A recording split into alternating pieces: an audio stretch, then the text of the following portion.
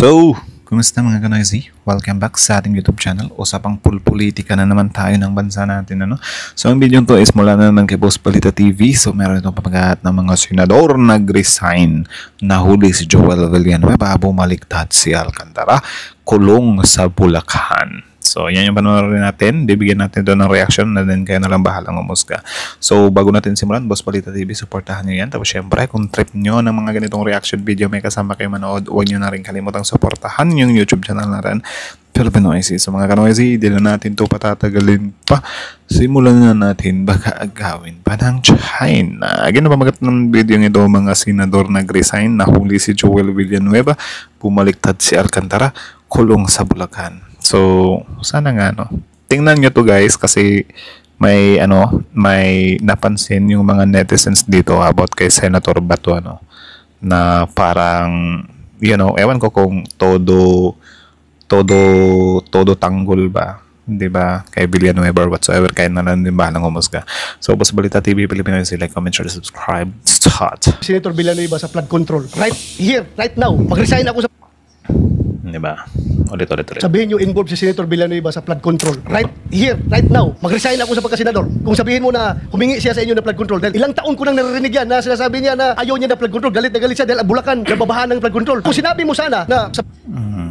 Pero, aminin na natin sa hindi porket pinapakita mo sa taong bayan na ayaw mo sa flood control is hindi mo na rin pwedeng gawin or hindi mo na gawain. Kasi syempre, di ba, based sa mga nakikita natin sa pelikula, kung sino pa yung mga politiko na kunyari, di ba, hate sa drugs, sila lang din yung involved, di ba? Kunyari, yung mga police ayaw sa mga illegalista, pero sila mismo pala yung mga illegalista din. So, hindi natin pwedeng sabihin na 100% talaga is yun na yung yun na yung 100% na patunay na hindi magiging involved si Joel Villanueva sa mga issue na to. 'Di ba? Ano ba kayo? Bata niya na itong pera na ito para kay Joel Villanueva, Senator Joel Villanueva, tulong ko sa kanya, galing ito sa flood control. Sigurado ako hindi tatanggapin yun, magwawala yun. Billion po yung gusto niyang request na allocation po. Kami pa yung lumapit ni Boss kay Sec kung paano po mapagbibigyan sana si Senator Joel at 1.5. Ang allocation na lang pong natitira ay parang 600 po. So yung binigay niyo na pera, hiningi ba niya yun sa inyo? Yes po. Sobrang nakakagulat na balita. Grabe si Bato nag-resign. Nahuli si Joel Hiningi. Wala tayong magagawa dyan. Villanueva. Aarestuhin na sa Senado. Kulong sa Bulacan. Ayon sa nakalap nating impormasyon, handang mag-resign daw si Bato sa oras na bumaliktad si Alcantara. Pag umaming involved daw sa flood control ang kaibigan niyang si Joel Villanueva. Grabe si Bato nag-resign. Nahuli si Joel Villanueva. Aarestuhin na sa Senado. Kulong sa Bulacan. Tara panoorin natin. Aray ko. Senator Del Rosa, if you go ahead. Please Thank you, continue. Mr. Chair. Back to Yusek Bernardo. Yung who is Minardo? Minardo? Ngo. Menango. Mr. Chair, please allow me po to, Maynard Ngu po, Ngu, NGU. Ito ba yung, mayroon lang ako information. I'd like to confirm ma-confirm mo na, kung ano ito? Ang tawag to sa China. Parang, tawag to? Envoy to China? Parang ganun po, parang alam ko she is the envoy of China. Envoy to China? Apo. Sinabi mo na hindi mo personally binigay kay Senator Chis yung pera. Binigay mo through Maynard Ngo. Yes po, Mr. Chair. Pero, personally, nag-uusap kayo about sa project. Opo. Tsaka bakit parang hindi na natin nakikita si Senator Chis Escudero ngayon? O ewan ko, ako lang ba yung hindi nakakita sa kanya? Kasi hindi na ako masyadong nanonood ng videos. Di ba? Pero bakit parang sila pa mismo yung Pero yun nga, I think mas better na rin siguro yun na hindi sila mismo yung nagtatanggol sa sarili nila, di ba? Gamit yung pagiging senador nila. Gaya nung ginagawa ni Senator Joel at saka ni Senator Jinggoy, na parang sila pa mismo yung kumi-question din sa witness imbes na kasali sila sa dapat questionin. Parang ganun ba? So parang medyo nga naman sa part na yon. Yeah. Doon po sa, kung babalikan ko po yung aking supplemental agreement, may dalawang beses po na usapan namin ang mga tungkol sa proyekto yan po, ni Senator Cheese. Kaya nga, nagtataka ko, personal kayo nag-uusap about the projects, pero pagbigay mo ng pera, hindi mo personal binigay sa kanya. Ibang binigyan mo, through Maynard mo. Yes po, Mr. Chair. Pwede namang ganun. Bagman yung tawag dyan. Kasi syempre, merong mga politiko, di ba, na takot mapicturan. Di ba? Merong mga politiko na sobrang nag-iingat. Di ba?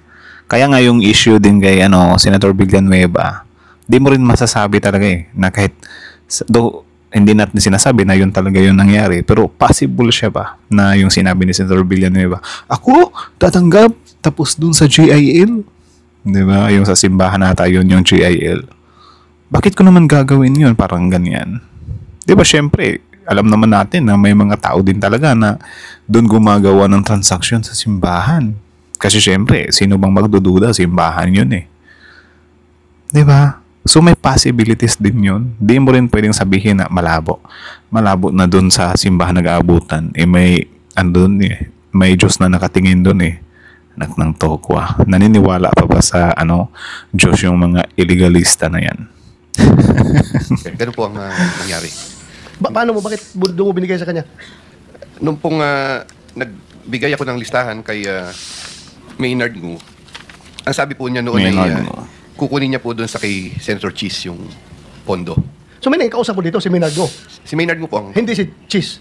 In that particular project po na sinasabi ko na narelease ng pondo sa Marinduque and Valenzuela, si Maynard Ngu po. So Maynard mo. Opo, Mr. Chair. At allegedly, sabi kay Cheese yun na project. Meron yung pong project na yan. Tapos yung nagbigay ka ng pera, kay Maynard mo rin. Hindi mo direkta kay Cheese binigay. Hindi po, Mr. Chair. Senator De La Rosa, with your indulgence. So, ang ibig mo sabihin, Yusek Bernardo, yung nagbigay ng project si Maynard Ngo, hindi po si Senator Cheese ang nagsabi, Yusek, bigyan mo ako ng project dyan, kundi si Maynard Ngo. Pagkatapos po ng aprobahan, binigay nyo yung komisyon kay Maynard Ngo rin, hindi kay Cheese Escudero. Paki-clarify po. Tama po, Mr. Chair. Kami po ni Maynard Ngo ang magkausap. Ang sabi po niya ay kay Senator Cheese allocation po yung ibibigay niya. Narinig po natin, Senator De La Rosa, narinig po natin yan sa mga ibang senador, nakausap lang po nung isang kasamahan namin, Senator Jinggoy, pero hindi naman talaga naka-face-to-face nila. Tama. Di ba yung kay Senator Jinggoy is kalimutan ko sinong pangalan nun. Bing Ramos. I think Bing Ramos yung pangalan. Kay Joel, Jill, GIL, yung simbahan. Diba? Possible din naman yun. Di mo pwedeng sabihin talaga na hindi mo pala sa kanya binigay. Diba? Kasi what if nag-iingat na yung tao na yan? What if nag-iingat yung tao na yan? Di na ba natin pwedeng pagdudahan yung part na yun? Diba? Kung hindi na natin pagdududahan yung part na yun, kung if ever totoo man na involved talaga siya dito, ay tatawa na lang yan. Uy, successful yung plano ko. Iba talaga yung talino ko. Gaganyan yan, magyayabang ba yan? Alcantara. So, we have to make that clear po. Pati po yung dito kay Executive Secretary, nagpalabas na rin po ng statement ang OES na wala po siyang kinalaman dyan at yung kausap nyo lang ay si Yusek Trigib. Trigib po. Siya po yung nakausap ninyo. Hindi po ninyo nakausap ng face-to-face ang Executive Secretary. Hindi po, Mr. Chair. Okay. Senator De La Rosa, please continue. Yeah, thank you, Mr. Chair. Yung kay Yusek Bernardo, yung nabanggit kayo na ni Congressman Toby Chanco na yung mga sagasa, yung basta ilagay lang yung project doon sa distrito na hindi alam ng congressman ng distrito na yon. Do you confirm that may mga ganung nangyayari? I can confirm po the releases na sinasabi ng congressman na hindi nila alam, but hindi ko po ano yung term na sagasa. Sorry po, Mr. Chair. Ang alam ko lamang po ay talagang minsan may nagre-report po na mga representative na sinasabi nila may lumabas sa akin na pondo pero sino ba may-ari noon? Parang ganun. So hindi po namin, yun po hindi ko na po maalala kung alin. Pero meron pong naririnig na ganun na may lumalabas na pondo na hindi nila alam kung kaninong source. Kaya nga nare-recall ko lang yung kaso na binanggit nyo about Senator Joel Villanueva. Sabi nyo, wala siyang project doon. Pero, Engineer Alcantara, sabi niya wala siyang project doon. Yung hiningi niya, hindi na-approve. Pero, how come na meron kayong binigay na SOP sa kanya? Kung SOP man tawag noon, bakit ka nagbigay doon na wala man siyang project na na-approve na... Actually, sobrang hands-on nila ngayon, na especially dito. Kasi, nangudgod na sila eh. Nangudgod na silang Villanueva, sila Escudero. Di ba? Sayang talaga par kung ano talaga, nadala talaga si VP Sara dito, like ganitong mode na, 'di ba, na ipagtatanggol na lang nila. I think mahihirapan talaga sila Senator Bato dito eh. Kasi sobrang linaw naman talaga ng mga article of impeachment na yun, ano. Nanghihinayang talaga ako doon eh. Sayang yun. Na ni-request niya sa inyo. Your Honor, nung po sa affidavit ko, alam po namin, 1.5 billion po yung gusto niyang request na allocation po sa mga multipurpose building, Grabe. roads, and other structure po. Yung allocation po talaga at that time, tulad po na sinabi ko na nakaraang hearing, 600 lang po. Kami pa yung lumapit ni boss kay Sec kung paano po mapagbibigyan sana si Senator Joel at 1.5. Ang allocation na lang pong natitira ay parang 600 po. So, nag-isip po kami ng paraan na paano po maimamatch in terms of proponent yung 1.5B maging ang initial computation po namin ay 150. So, nag-submit po ako ng 600 worth ng flood control at 25%. Magmamatch po dun sa 150. Sinabit po namin sa Manila po. Oh, pero yung flood control na yun, yung project sinabi mo, hindi alam ni Senator Villanueva. Galit po kasi siya doon. Galit siya sa flood control, di ba? Yes po. Ilang taon na yan, sige, sigaw-sigaw dito sa hearing na ayaw niya flood control. Pero bakit ka naglagay ng project doon na i-dedicate mo sa kanya? Wala kang paalam sa kanya. Wala na, parang ano na lang siguro yan. Parang karma na lang siguro yan. Or malay natin, trip lang talaga nila Alcantara na sabi nila, taong to, hihingi ka pala ha.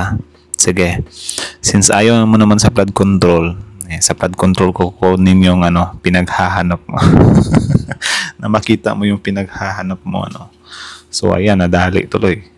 Good thing din yun. At least nalaman natin yung mga ganito, Bakit Sir, kayo gumawa ng ganun? Opo. Kasi nga po, nung time na yon, nag-iisip po kami ng paraan para ma-accommodate yung 1.5B na request na multipurpose building. So nag-usap po kami, nireport ko po kay... So, yung nga, in short, diskarte na ninyo yun Yes ni po, Yusek Bernardo. Na yes po. mag-flood control kayo para sa kanya without his knowledge. Para makapagbigay kayo sa kanya. Yes po. So, yung binigay nyo na pera, hiningi ba niya yun sa inyo? Hindi po, Your Honor. Hindi niya hiningi ang pera na dineliver mo. Ako po ang gumawa ng paraan para masatisfy lang po yung request na 1.5B. So, makonsider mo ba yung Grabe. pera na yun na is OP yun? Ang sabi ko Para po, kay Senator Ganun Villanueva? talaga. sabi ko po doon sa tao niya, pag sabi mo kay boss, titulong. Tulong. Yung sinasabi ko po. Voluntaryo mong tulong. Opo, pero hindi niyo po alam doon ko po kinuha doon sa... Hindi niya alam na galing sa flood control project yun. Yes po, Your Honor. So, you have to be clear with that. Dahil, Yes po. yun lang. Yes, Biglang natigil siya. Sige, yun lang. So, I think yung gustong itumbok ni Senator Bato dito, at least, or gusto niya ipakita sa kampo nila na hindi nga naman alam ni Senator Villanueva kung saan nanggaling yun. But, does it mean ba na lusot na si Senator Villanueva sa part na yun? Di ba? Na hindi man lang ba siya nagduda na yung 150 million na yun, saan galing yun? Bakit may ganon? Bakit may tulong na ganon? Di ba? Grabe. Yan din yung yan din yung mahirap kapag sobrang gahaman mo na talaga sa pera, like tanggap ka lang ng tanggap. Hindi ka nagdo-double check. Di ba? Hindi mo na inaalam kung saan galing yung pera na yan. Kaya nga yung kay Senator Chis Escudero, di ba, na parang nung tumakbo siya, binigyan siya ng 30 million. Wala lang. Like, hindi daw sila magkakilala, hindi daw nila hindi niya inalam kung ano yun. Parang tanggap ka lang ng 30 million, tumatakbo ka. Hindi ka nag-iingat sa sarili mo na baka soon pwede kang malink sa tao na yan. Di ba dapat nag-iingat ka? Sometimes talaga kapag nabubulag ka talaga sa pera, yun yung ikapapahamak mo eh. Di ba? Tapos yung iba pa, haluan pa ng illegal. Yari. Kaya yung iba, wala nang choice, kundi na lang, mag-go with the flow na lang kapag nandyan na sila sa sitwasyon.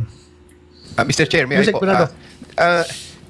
Hindi ko po maalala yung binabanggit niya na narinig ko lang po nagkakaproblema kay Senator Joel Villanueva dun sa sa Baycam po kasi minsan nakakausap lang namin siya at parang humingi po kami ng tulong sa kanya pagka po sa Baycam po kasi sa budget hearing po kasi ay medyo talagang si Senator Joel so kami po nagsabi ko sa kanya kung paano makatutulungan si Senator Joel so hindi ko po maalala kung paano pong na sinasabi niya na nagbigay ng 600 million na pondo kasi yung pong pondo na yun, parang siya naman po ang nag-implement. Siya rin po ang kausap ni, kung kausap po niya si Senator Joel, hindi ko na po masundan yun, Mr. Chair. Nabangitan po niya yung problemang ganun, pero hindi po ako aware na gaano dun sa sinasabi niyang flood control. Hindi po. Kaya nga, gusto ko sabihin sa inyo, kung sabihin nyo involved si Senator Villanueva sa flood control, right here, right now, mag-resign ako sa pagkasenador. Kung sabihin mo na humingi siya sa inyo ng flood control, dahil ilang taon ko nang naririnig yan na sinasabi niya na ayaw niya ng flood control, galit na galit siya dahil ang Bulacan nababahan ng flood control. Pero kung sabihin mo na naghumingi ng flood control sa inyo, I'm sure, hindi yan nangyari. No, Your Honor. Ha? Sabi ko nga po, hindi po. Ako po yung nagawa po Pero kung sinabi mo sana na sa bata niya na Pero what if involved siya, hindi nga yun nga yung deal ni Bato, di ba? Pero sayang, dapat kahit ano man lang, kahit involved man lang, mag-resign ka na. 'Di ba? Like kunyari ma-convict si Senator Villanueva diyan sa flood control issue na 'yan, mag-resign ka na. 'Di ba? Para naman mahuli ka na ng ICC, 'di ba? Sayang naman 'yon. Trip to Hague libre, 'di ba? itong pera na ito para kay Joel Villanueva, Senator Joel Villanueva, tulong ko sa kanya, galing ito sa flood control, sigurado ako hindi tatanggapin yun, magwawala yun. I agree, Your Honor. Kaya hindi ko po sinabi. Hindi ako didipisahan yung kasamahan ko, ha? I agree, Just to Your be honest with you. hindi niya daw dinidipinsahan yung kasama niya. Ay, anong ginagawa mo? Trip mo lang. 'Di ba? Hindi nga kayo nakikialam sa sa issues na against sa inyo eh. 'Di ba? I mean, kapag wala kayong mapapala, yung kay Villanueva kasi kasamahan nyo yan eh. Need nyo ng tao dyan eh. Kung makonvict ba naman or makulong ba naman si Villanueva, kukunti na kayo. 'Di ba? Mababawasan kayo ng kasamahan, mas lalo kayong hihina. Kaya ipoprotect nyo talaga yan. 'Di ba? Huwag nyo lang sabihin na hindi ko sa pinoprotect. Pinoprotect nyo. Inaabogado nyo nga eh. 'Di ba? Lulukuhan ba tayo? Alam ko yan, galit na galit siya sa flood control si Joel Villanueva. Ilang budget hearing niya dito, siyang pinakamaingay na nagkriticize sa DPWH dahil sa flood control. Pero kung sinabi sana ninyo na yung tulong mo na binigay mo, galing sa flood control, baka sasakalin ka pa noon. I agree, Your Honor. Wow! Ang tanong, bakit siya tumatanggap ng tulong? 'Di ba? Walang-wala na ba? Sobrang kailangan ba talaga ng pera?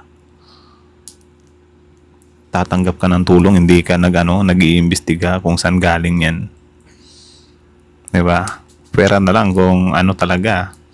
Nagaganyan na talaga yung mata mo sa pera na yon. Looking for solutions, Yusek Bernardo. Do you think kung makapasa kami ng batas ng death penalty para sa mga corrupt na politiko at mga government officials, Ay, maubos kayo dyan. Huwag nyo na lang ituloy yan. Maubos kayo dyan. Sinasabi ko sa inyo.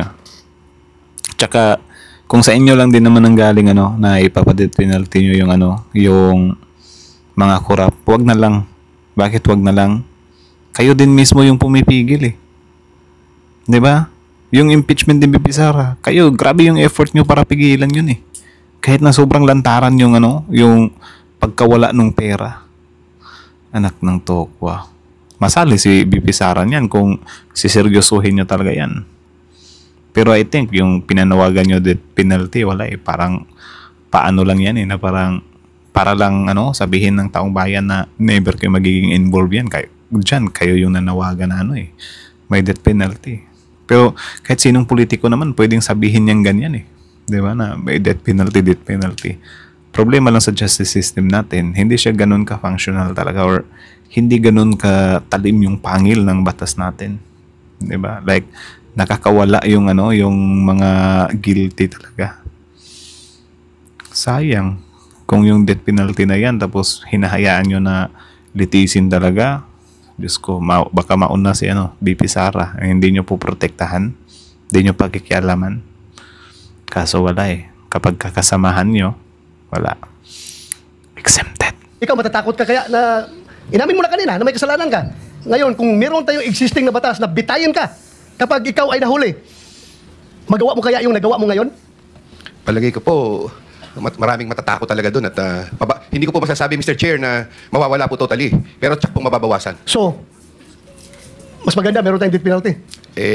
Yun, coming from the horse's mouth, Mr. Chair, na umamin na siya, nagkakasala, gumawa siya ng kalukuhan, pero kung meron tayong death penalty, Hindi niya gagawin yun dahil matakot siya. Senator So, Bato. Paano silang Chis Escudero niyan? Di din nag-iingat. O siguro, habang pinapanood doon ng mga Maka Duterte na involved sa corruption. Oh my goodness, ano ginagawa mo ba to? Gusto mo na kaming pagchuchugiin? Di ba? Pero para sa akin talaga para yung death penalty sa atin. Hindi siya magiging ganun ka-functional eh. Kasi yung batas natin dito napaglalaroan eh. Nakokontrol. Di ba? Like, kahit lantaran na yung mga kasinungalingan, kasamaan, pagnanakaw, or whatsoever, nalulusutan pa rin. Sinasabi ko sa inyo, yung sa dinami-dami ng naging involved ngayon sa corruption, baka 90% dyan makawala eh. Di ba? Hindi mahatulan, hindi maparusahan. I think 9 out of 10 malulusutan yan. Baka nga tumakbo pa next election yung mga kumag na yan eh. Di ba?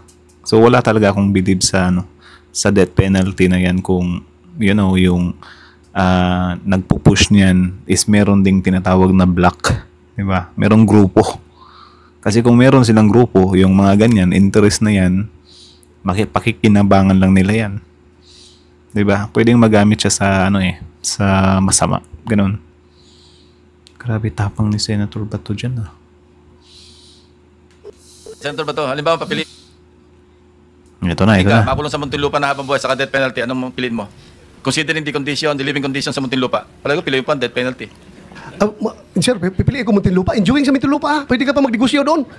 Pwede ka pa magnegosyo. Iba nga doon, nagnegosyo lang siya po eh. Daglord pa rin hanggang ngayon. Ando sa Muntinlupa. Mr. Chairman, I move to strike out that statement of Senator De La Rosa. Mr. Chairman, may oras Teka pa. muna, Mr. Order. So, this is my time. Yes. Di ba? Pinanawagan. Wala. Negats yan, negats. Senator De La Rosa. Thank you, Mr. Chairman. Mr. Chairman, before I ask questions, I just would like to make a motion. Dahil merong official statement si Governor Hubahib ng Davao del Norte alleging a certain Deputy Secretary General ng House of Representatives Sopuñas Punyong Gabunada is very much into corruption. Yung details, napakaraming dinitalya niya. I would like to move for the invitation of this Deputy Secgen Sopuñas Punyong Gabunada, allegedly the bagman of the Speaker of the House, according to Davao Norte Governor Hubahib, to be invited in the next hearing. Committee Mr. Chair. Secretary, take note. Thank you, Mr. Chair. Senator De La Rosa, I have just one quick question for Yusek Bernardo. Go ahead, Mr. Chair. Yusek, sabi po kahapon nila Bryce na halos lahat po ng proyekto sa Bulacan ay substandard dahil nga po doon sa mga commitment. Can you say the same sa mga regions po sa buong Pilipinas na Buong Pilipinas yan. Ano ko talaga yan, parang na buong Pilipinas talaga yung substandard na yan. Nagpapatokso sa pera yung mga kumag. Diba? Like, wala, bibigyan lang tayo ng putyo-putyo na proyekto. Kasi syempre, kapag putyo-putyo yung proyekto na yan, next next year, ayusin na naman nila. Meron na naman silang kickback, meron na naman silang porsyento na makukuha, diba? Magugulat ka na lang yung mga kalsada sa mga daan nyo. Sobrang bilis lang, malubak. Sobrang bilis lang masira. Like, mapapatanong ka na lang, bakit ganyan? Sometimes pa, imbis na, paglaanan talaga ng, pondo, trabahuin agad. Ang ginagawa nila, nilalagyan lang nila ng bakal, like, tinatabunan ng, mala plywood na bakal, parang ganyan. Sobrang delikado kasi pwede ka pang madulas nun. Yung iba, spalto naman. Diba? So, parang talaga, inuugag lang talaga tayo ng mga to eh. Ewan ko kung siguro mga nasa 1% lang yung gumagawa ng tunay talaga or 100% talaga na kung ano yung nasa budget, ano yung nasa plano, yun talaga yung sinusunod. Ewan ko ba? But sobrang natitempt sila sa, well, yung pera din naman kasi, tempting din naman talaga yun. But yun nga, dapat kung nabuko na sila, di maging accountable sila. Di ba? Panagutan nila. substandard ang mga proyekto ng DPWH para maibigay ang commitment sa mga proponent o mga mambabatas? Hindi po ako maniniwala na lahat po ng proyekto ay substandard. Kasi siguro po, ang una pong nangyayari na substandard ay ang mga proyekto na kamukha po ng flood control. Kasi ang substandard po na ginagawa dyan minsan ay yung pong mga pangilalim ng mga pilote o yung mga nasa ilalim po ng materyales na hindi na po na-expose sa mata ng mga tumitingin. So yun po yung nakikita ko na po. While we implement not only flood control projects, we implement likewise yung mga roads po and buildings, bridges, yan po. Madalang po, ako po sa tingin ko po, hindi po nagiging substandard po ang itong mga proyektong kamukha nito. Ang malaking ano lamang po sa mga proyekto na magkakaroon ng pwedeng lagyan ng substandard, ito pong mga ano po na ito, yung ito mga flood control projects. Flood control. While there may have been substandard po na proyekto, baka po yung iba, yun nga po, hindi sinusunod yung specs. Yung tulay. Napakalaking substandard yun, di ba? Yung gumuho. Sobrang gaan lang nung umakyat nun. Di ba? Yung bollard. Natawa ako dun sa bollard eh. Di ba? Kasi yung bollard naararo ng sasakyan. Ngayon, since nililink ng tao yon na from past administration yon, alam niyo kung paano ipagtanggol ng mga DDS yun. Malamang masisira yan, rumaragasa yung sasakyan na yan at ng tokwa. Ano pa yung purpose ng bollard na yan? Diba? Anong gusto nyo? Bundulin lang yan ng bisikleta? Pang bisikleta lang yan. Kaya nga naglalagay ng bollard, diba? Para mapigilan yung mga rumaragasa. Para lang talaga may pagtanggol nila yung idol nila. But sometimes, we are encountering problems in the design. Hindi po natatama yung design doon po sa requirement nung proyekto. Maaari pong ganun, Mr. Chair. Yun lang po yung akin. Pero yung to claim po na all projects are substandard, parang hindi naman po dapat ganun ang sabihin nila. Kasi unang-una po, if we can see the records of Bulacan First, there was a time when it was, I think, in the audit exit of Mr. Chair, 2023. kung masyado mahaba yung sagot ng ating resource person. Thank you. Thank you, Yusek Bernardo H. Si Bato talaga. Wala silang makukuha doon eh. Pero tama naman, 'di ba? Pero ako naniniwala ako na I think aakyat sa mga 95%, 'di ba? O baka nga 99% na yung sinasubstandard nila. Kayo ba, do you think? Kasi imposible talagang hindi matukso yung mga yung mga kurakot na mga politiko niyan eh. For sure, kahit siguro sasabihin mo lang na sobrang liit lang ng kalsada, mga 100 meters lang na kalsada, kukunan nila yan eh. Di ba? As long as may mapera sila, especially kapag upcoming na yung eleksyon, titipirin talaga nila yan. Saka pa naman sila gumagawa ng mga proyekto kapag malapit ng eleksyon. Di ba? Imposible. Your turn, Senator De La Rosa. Thank you, Mr. Chair. Mr. Chair, I would like to ask Master Sergeant Orly Gutesa, Philippine Navy Marines.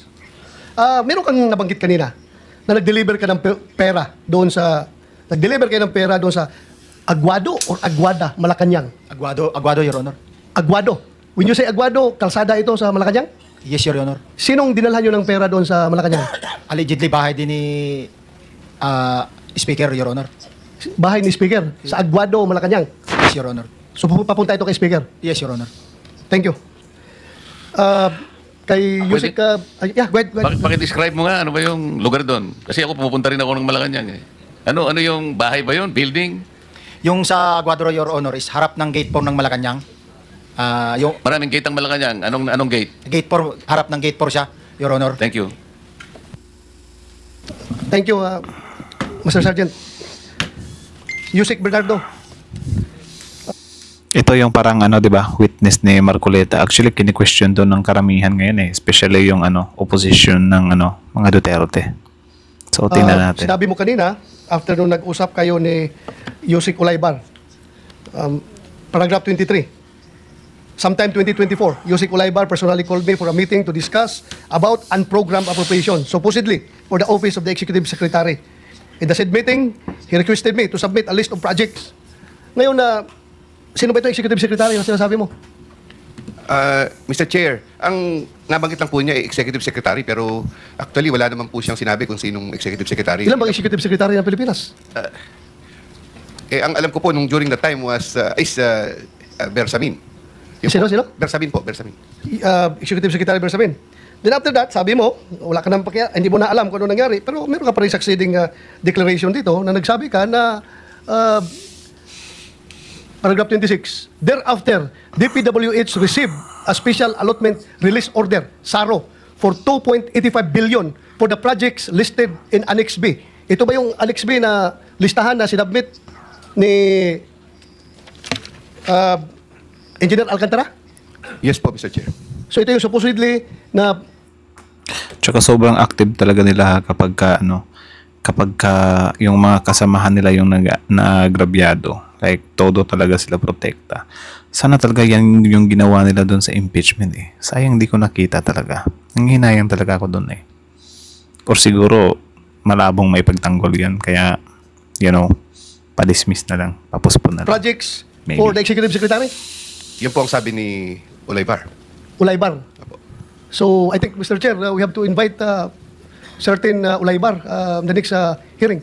They already did, Senator Bato de la Rosa. Yun lang, Mr. Chair. Maraming salamat. Ngayon, ikaw, bilang Pilipino, ano ang masasabi mo at reaksyon sa balitang ito? Ay nako, kayo, ano masasabi nyo doon? Comment nyo sa baba. So, again, hanggang dito na lang muna. So, ang video to is mula kay Boss Balita TV. Supportan nyo yan. Tapos, syempre, courtesy na rin sa Senate of the Philippines. Tapos, yun, bago nyo iwan yung YouTube channel natin, Filipino IC. Don't forget to like, comment, share, subscribe. So, kita nyo naman yun. Nandito pala yung, witness din ni Marcoleta. Sometimes, medyo medyo nakakatawa. Hindi siya nakakatawa. Medyo grabe yung nangyayari ngayon sa Senado, na parang siya, anong tawag dyan? Batuhan ng witness. Actually, may nakita akong vlogs about nung video ni Sir Christian Esguerra at nung napag-usapan nila. Di ba napapansin nyo ngayon na batuhan ng mga salarin, batuhan ng mga kurakot. Di ba? Like, nung mga nakarang araw, mga congressman lang, di ba? Tapos kinabukasan, Senator Jinggoy at Senator Villanueva. Tapos nung sumunod naman, sila Romualdez naman yung involved. Tapos si Zaldico. Tapos nung sumunod naman, sila naman yung involved, Bong Revilla. Tapos nung sumunod naman, sila Nancy Binay naman. Parang napag-usapan nila doon para na tactics daw talaga yan. Yan yung isa sa nakakainis na parang ang ginagawa daw ng dalawang panig na to, nagbabatuhan sila ng mga korap, 'di ba? Naglalaglagan sila or nagpaparatangan sila. Paratang, I think yun yung exact word muna ngayon kasi hindi pa naman talaga napuprove yung iba, 'di ba, na guilty talaga sila and then hindi naman nila inamin. So, ang ending daw niyan kung bakit parang aaningin na naman tayo dito or tayo naman yung iisahan na naman is parang ang gagawin daw nila dyan, gagawin nilang corrupt lahat ng politician. Kasi kapag corrupt na daw lahat, wala nang corrupt. Bakit wala nang corrupt kapag corrupt na lahat? Kasi, syempre, yung taong bayan, iisipin na ng taong bayan na sino talaga yung nagsasabi ng totoo. Diba? Or baka nilalaro na lang tayo. Diba? So, ang ending, syempre, bawat politician, may mga supporter yan. May mga solid talaga na mga sumusuporta na tao niyan. Ang ending, kung corrupt na lahat, syempre, parang magbaback down na lang yung iba na, so sino ba talaga yung totoong corrupt? Diba? Yung idol ko, pinangalanan ng corrupt eh. So, yung iba, yung lahat ng kapartido ng corrupt na nakalista doon, parang iisipin na lang nila na okay, so possible pala itong Team A, hindi talaga siya totally corrupt. Parang pinagbintangan lang talaga, pinopolitika. Yung sa Team B naman, paniniwalaan din naman ng mga supporter yon na parang okay, since naubos na yung dito na corrupt, so binabato lang pala kami dito na corrupt pero hindi naman, parang nagsisiraan lang. So ang ending, yung taong bayan, mahihirapan na sila na i-distinguish or mahihirapan na silang tuklasin, tukuyin kung sino talaga yung corrupt sa mga yun. Di ba kasi pinangalanan ng corrupt lahat eh. Medyo nakakainis yung ganung strategy na parang okay. So ganito pala yung plano nila. Ganito pala nila titibagin yung ganito pala nila titibagin yung tawag dyan, yung isipan ng taong bayan. 'Di ba? Tingnan nyo yan. Though, sige, sabihin natin, what if lahat talaga ng politiko corrupt? 'Di ba? What if lahat talaga nangungurakot and then tumutugma talaga yung mga ebidensya laban sa kanila? Siyempre, kapag yun yung mangyari, parang mawawala lang din lahat ng pinaglalaban, 'di ba? Kasi sino na mag-iimbestiga sa kanila? 'Di ba? Kunyari, sabihan nila na corrupt din si corrupt din si Cayetano, corrupt din si Bato, corrupt din si Bongo, corrupt din si Kiko, corrupt din si Bam, corrupt din si Lacson, corrupt din si Soto. So sino na mag-iimbestiga ngayon? Siyempre, yung mga taong bayan, wala na, mahihirapan na sila. Alamin kung sino talaga yung corrupt. Actually, nung nakita ko yun, nung usapan nila na yun, parang napagtanto ko ba, yari na. So don't tell me, ganito nila lulusutan tong issue na to. Mag-uubusan sila ng corrupt. Like, papangalanan nila lahat para matabunan.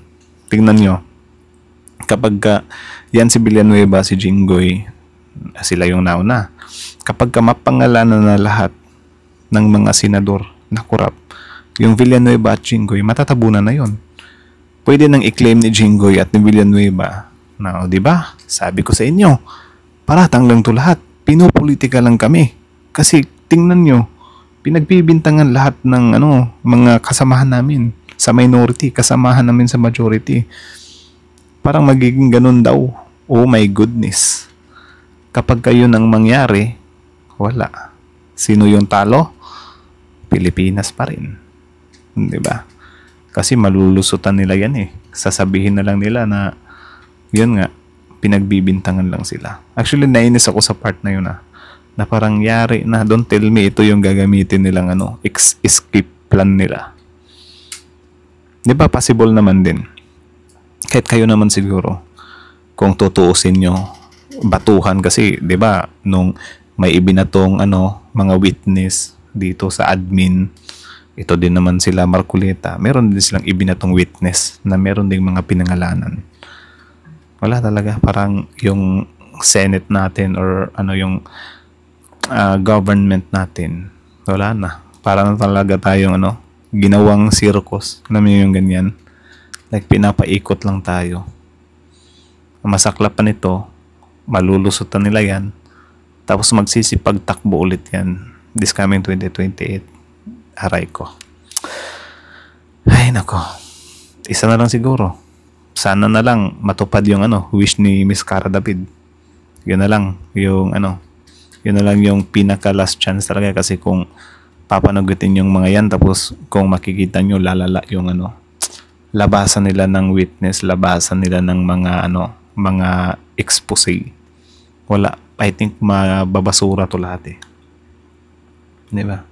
Nalulungkot ako eh nung marinig ko yun na okay, pwede nilang gamiting escape plan to. Kapag ito talaga meron pa silang idadagdag na mga senador na naman, di ba? From Duterte Black or from admin, parang kapag makikita nyo na nagbabatuhan na lang sila ng nagbabatuhan na lang sila ng mga ilalaglag, wala to par. Walang patutunguhan to. Kaya nga, nung mga nakarang araw, kapag nagpo-post yung mga kababayan natin, wala lang. Sobrang, yung iba, certain na sila na parang wala talagang mapapanagot dito. Diba? So anyways, hanggang dito na lang muna. So kaya na masasabi nyo dito, comment down below. Tapos yun, pag-usapan natin sa comment section. So again, Boss Balita TV, Filipino IC, like, comment, share, subscribe. Filipino IC is out.